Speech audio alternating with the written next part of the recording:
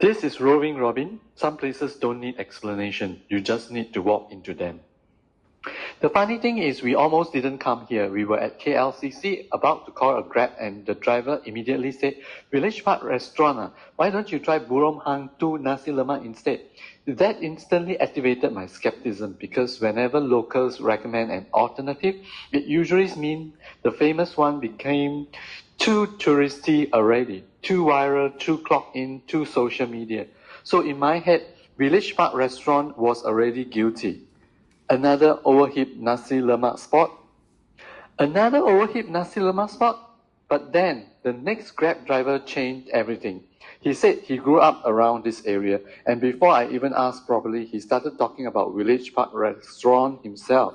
Not influencer recommendation, not Xiaohongshu recommendation, childhood recommendation.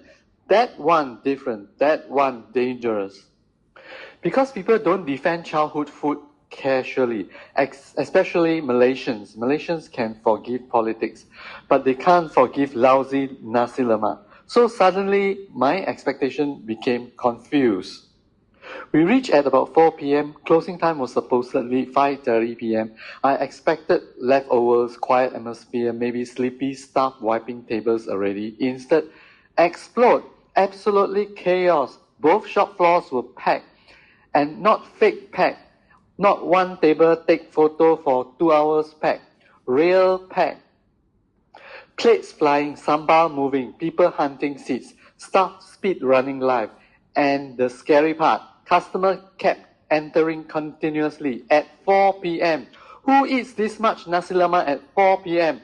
Apparently, everybody. The moment we sat down, I started observing the room. Tourists? Yes, lots of them. But then I noticed something more convincing. Native Malays were walking in too to eat nasi lemak cooked by a Chinese boss. Now that is the real review section. Forget Google reviews, forget TikTok comments. When locals of the culture still willingly queue for your version of their national comfort food, you know this is no joke.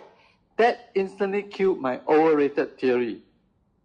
And honestly, the nasi lemak itself wasn't trying too hard. No gold flakes, no volcano cheese, no nonsense, just confidence.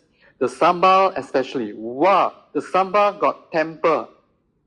Not those sweet tourist sambals pretending to be spicy. This one enters your mouth and starts a small silver wall. But somehow you keep eating.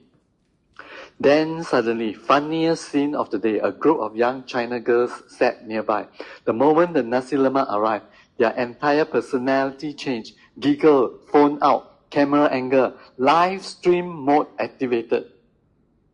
One of them even lifted the egg like it was luxury jewelry. Meanwhile, I'm here sweating over sambal warfare.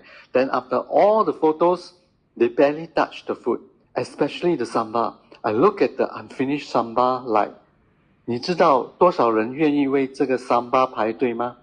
Emotionally painful. Borderline disrespectful, but also very modern tourism. Some people eat food, some people consume content.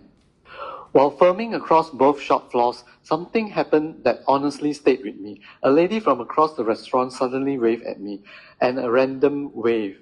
Not a random wave, more like a silent approval, like she already understood why I was filming. Like, yeah lah, this place really got something. And weirdly, that moment made the restaurant feel even more authentic. Because the energy inside wasn't hostile. It wasn't trying to impress people. It was just alive.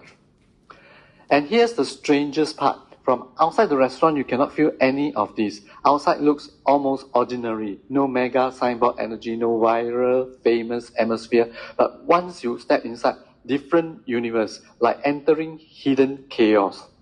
Hidden happiness, hidden sambal violence. When we finished eating and left, more customers were still coming in. No queue anymore, but the takeaway counter, madness. Rows and rows of packed nasi lemak waiting to leave. Grab drivers, plastic bag, takeaway orders, non-stop. Even near closing time, the machine was still running.